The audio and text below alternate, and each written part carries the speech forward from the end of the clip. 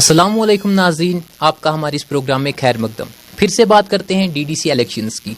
DDC elections जो बनीहाल की constituency ए है उसी की बात करते हैं। आज जो वहाँ से कैंडिडेट हिना लतीफ़ जो इलेक्ट करने जा रही है डीडीसी इलेक्शन, तो उन्हीं से वो आज हमारे साथ जुड़ी है, उन्हीं से हम बात करते हैं इसके बारे में। अस्सलामुअलैकुम। वालेकुम सलाम, अस्सलामुअलैकुम व रहमतुल्लाहि व बरकातहू। जी, आपका कोई सवाल जो डीडीसी इलेक्शन से रिलेटेड है? जी, आप इस डीडीसी इलेक्शन में क्यों पार्टिसिपेट कर रही है? सबसे पहले फर्स्ट ऑफ ऑल मैं कहना चाहूँगी, अभी तक काफ़ी इंटरव्यूज़ हो चुके हैं बट किसी ने डीडीसी के बारे में बताया नहीं है कुछ, तो मैं इस इंटरव्यू में डीडीसी के बारे में बताना चाहती हूँ। डीडीसी जो है डिस्ट्रिक्ट डेवलपमेंट का काउंसलर का एक जो है मेंबर बनने के लिए ये इलेक्शंस हो रहे हैं, और ये इलेक्शंस इसलिए हो रहे हैं ताकि एक ऐसे कैंडिडेट को चुना जाए, एक ऐसे रिप्रेजेंटेटिव को इलेक्ट किया जाए जो कल को हमारे बनिहाल में जो है बेसिक प्रॉब्लम्स जो है हमारे बनिहाल के लोगों के बेसिक राइट्स जो है उनको उन्हें दिला सके। ये डीडीसी के जो भी यहाँ पे हम एक्सप्लेन कर सकते हैं डीडीसी को इस तरह से, तो ये चीज़ है डीडीसी के। और हमारे जितने भी इंटरव्यूज़ हुए आई डोंट थिंक उन्होंने इस बारे में कोई एक्सप्लेनेशन दी है। First of all we must know that what is DDC and what is it for. तो डू यू थिंक जो आपने ये कहा कि you are ready for this position, you know everything about DDC elections? Yes, definitely. Not everything, but I can explain that what is DDC as I have explained. So this is necessary for a candidate first of all to know that what is DDC. Then he or she can, but in Banihal constituency we can say then she can only like उसको उसी के बाद ही वो आगे बढ़ा सकती है, उसके बारे में कुछ बोल सकती है if she herself knows that what is DDC. आपको क्या लगता है यहाँ बाकियों को डीडीसी के बारे में शायद उतनी इन्फॉर्मेशन नहीं है? शायद होगी भी, बट उन्होंने इस चीज़ को एक्सप्लेन नहीं किया है, तो इसको एक्सप्लेन करना बहुत ज़रूरी है क्योंकि हम डीडीसी इलेक्शंस लड़ने जा रहे हैं। ये ऐसी बात है जब हम कोई स्टडी करते वक्त भी जब कोई चैप्टर शुरू करते हैं, फर्स्ट ऑफ ऑल हम उस चैप्टर का जो है एक्सप्लेनेशन, उसका नाम एक्सप्लेन करते हैं, आफ्टर दैट हम उस चैप्टर को शुरू करते हैं। तो ये चीज़ बहुत ज़रूरी है कैंडिडेट्स के लिए, उन्हें एक्सप्लेन करना चाहिए डीडीसी का क्या मतलब है। तो आप हमें ये बोलिए, आपका मैनिफेस्टो क्या है? किस एम के साथ आप इस डीडीसी इलेक्शन में उठ रहे हैं? देखिए, डीडीसी इलेक्शंस में तो काफ़ी ज़्यादा लोग उठ रहे हैं, बट मेरा मेन एक जो मैनिफेस्टो इन्होंने कहा है मेरा सिर्फ एक ही रहेगा, जो बेसिक प्रॉब्लम्स है यहाँ के लोगों की, बेसिक राइट्स है, उन्हें दिला सकूँ मैं उन लोगों को। हमारे एजुकेटेड यूथ्स जो है जो इस वक्त दर दर की ठोकरें खा रहे हैं, उन्हें किसी तरह मैं किसी ना किसी एंगल से सेटल कर सकूँ। मेरा एक यही मेन जो बड़ा एम है वही रहेगा, बिकॉज मैं भी एक यूथ ही हूँ, मैं एजुकेटेड यूथ हूँ। मैं अपनी ही बारे में बात करूँगी, मैं भी बेरोज़गार रह चुकी हूँ, और इवन मैं देख रही हूँ हमारे बनिहाल में क्या हमारे पूरे JNK में काफ़ी ज़्यादा बेरोज़गारी है, जिसे हटाने के लिए हमें कोई ना कोई स्टेप, कोई ना कोई अच्छा सा जो है मैनिफेस्टो चूज़ करना पड़ेगा। तो उसके लिए ज़रूरी है हम यूथ का ज़रूरी है कि वो मुझे सपोर्ट करे, और सिर्फ यूथ के ही भरोसे मैं आज उठी हूँ, क्योंकि मेरा कोई पॉलिटिकल बैकग्राउंड नहीं है, मैं किसी रिच फैमिली से बिलोंग नहीं करती हूँ कि मैं दूसरे तरीक़ों से जो है इलेक्शन विन कर पाऊँ।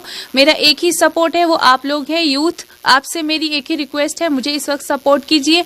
मैं आप में से एक उठी हूँ और आप जैसी ही एक हूँ, और आपकी ही वजह से जीत सकती हूँ। तो आप मुझे ये बोलिए कि लोग आपको किस चीज़ की वजह से वोट देंगे? ऐसा मतलब कुछ क्या डिफरेंस है जिसकी वजह से आप चाहते हो कि आपको लोग वोट दें? देखिए, अगर हम डिफरेंस की बात करें तो सबसे बड़ा डिफरेंस मेरे और यूथ बाकी जो कैंडिडेट्स हैं उनके बीच में ये है कि मेरे हिसाब से जो इन्होंने क्वेश्चन किया, मैं उसे पर्सनली कहूँगी, क्योंकि मेरा कोई पॉलिटिकल बैकग्राउंड नहीं है as compared to other youths. मेरा कोई फाइनेंशली मैं स्ट्रांग नहीं हूँ कि मैं गलत तरीके से भी वोट्स ले सकूँ। तो मेरा एक ही जो पावर है वो मेरा मोटिवेशन पावर है। ये पावर है कि मैं आप लोगों को सच्चाई दिखा सकूँ, और मैं सिर्फ आपको सच्चाई दिखा ही सकती हूँ, अपनी ज़ुबान से बता सकती हूँ। बाकी आप लोग काफ़ी समझदार हैं, मैं जानती हूँ, मुझे आपसे काफ़ी बड़ी उम्मीद है, क्योंकि मैं आप लोगों की ही बेस पे उठ रही हूँ। मेरा और कोई बेस नहीं है, मेरा यूथ पावर बेस है, और इसी चीज़ की वजह से मैं ट्रस्टेड हूँ कि आप लोगों को इतना यकीन तो होगा कि मैं आप में से एक हूँ, और आपको किसे चुनना चाहिए और किसे नहीं। हमने हर किसी से ये क्वेश्चन किया, तकरीबन जितनों के पास भी हम गए सबके पास वो अनएक्सपीरियंस्ड है।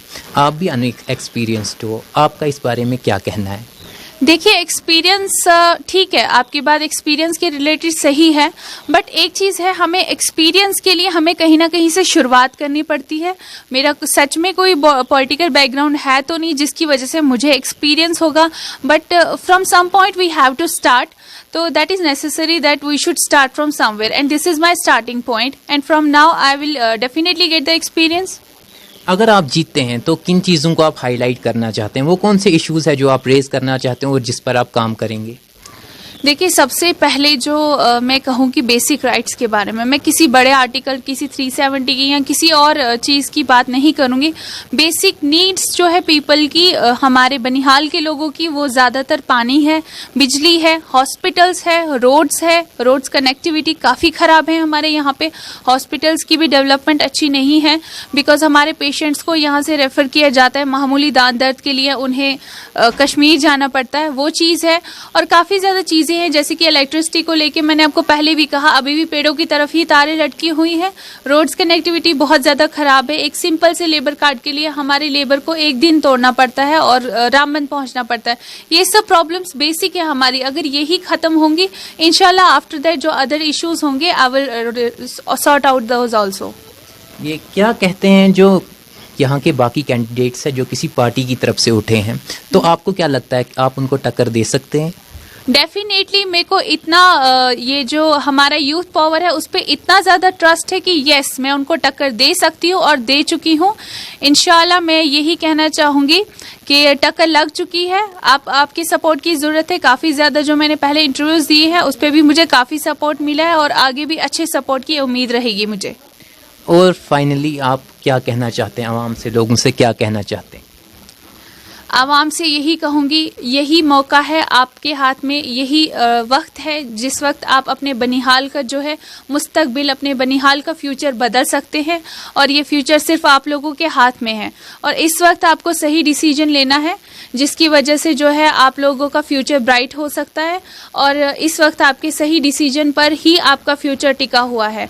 बाकी मैं यही कन्वे करना चाहूँगी मैसेज की, मैं हिना लतीफ़ डीडीसी इलेक्शंस के लिए जो लड़ रही हूँ उसका सिंबल एक चाबी है, उस चाबी पे वोट कीजिए, मुझे वोट कीजिए, मुझे सपोर्ट कीजिए, अपने आप को सपोर्ट कीजिए, अपने अच्छे फ्यूचर को, ब्राइट फ्यूचर को सपोर्ट कीजिए। बाकी मैं इतना कहना चाहूँगी कि मुद्दते लाख बुरा चाहे तो क्या होता है, वही होता है जो मंजूर खुदा होता है। इंशाल्लाह मुझे इतना यकीन है कि अगर मुझे सिलेक्ट किया गया और अगर मैं जीती तो मेरा यूथ खुद देखेगा कि हम कहाँ पहुँचे हैं, किस मुकद्दर पे हमने उनके मुकद्दर की चाबी ऐसे भी मैंने सिलेक्ट की है। इंशाल्लाह उनके मुकद्दर की चाबी मैं ही खोलूँगी। मुझे अपने ऊपर इतनी उम्मीद है कि मैं आप सब लोगों की किस्मत का जो ताला है वो खोलने जा रही हूँ। बस आप लोगों के साथ की ज़रूरत है। मैं ये नहीं सोच पा रही हूँ कि हमारे अभी तक जो पॉलिटिकल बैकग्राउंड रह चुका है उन्होंने किया क्या है आज तक हमारे बनिहाल में। हमारे बनिहाल के लोग इतने ज़्यादा तंग आ चुके हैं इन सब चीज़ों से, उन्हें आप बेचारों को तसल्ली हो चुकी है। कहीं लोग तो वोट देने जाना भी पसंद नहीं करते हैं। बस मेरा सपोर्ट कीजिए, मेरी माँओं से, मेरी बहनों से, मेरी जितनी भी यहाँ पे फीमेल पॉपुलेशन है उनसे एक ही रिक्वेस्ट रहेगी, प्लीज़ मुझे सपोर्ट कीजिए। हमारे यूथ से मेरी रिक्वेस्ट रहेगी, मुझे सिर्फ आपका सपोर्ट है और आप ही के सपोर्ट से मैं जीत सकती हूँ। बाकी अल्लाह निगहबान, अल्लाह हाफिज़। तो ये थे हिना लतीफ़ जो कॉन्टेस्ट कर रही हैं बनिहाल ए कॉन्स्टिट्यूएंसी से डीडीसी इलेक्शंस के लिए। तो इनने बहुत सारी यहाँ बातें गिनवाई, क्या लैग करता है इनकी नज़रों में, यहाँ बनिहाल में क्या लैग करता है और कौन से इश्यूज़ जो है वो रेज़ करने चाहिए। तो हम इनको यही हम कह सकते हैं कि अगर आप जीतते हो तो हम, या हारते हो तो वो तो पोलिंग के बाद ही डिसाइड होगा। इन केस अगर आप जीतते हो तो हम आपसे ये एक्सपेक्ट करते हैं कि आप इन कामों को ज़रूर अंजाम देंगे। इसी के साथ दीजिए इजाज़त। अस्सलामु अलैकुम।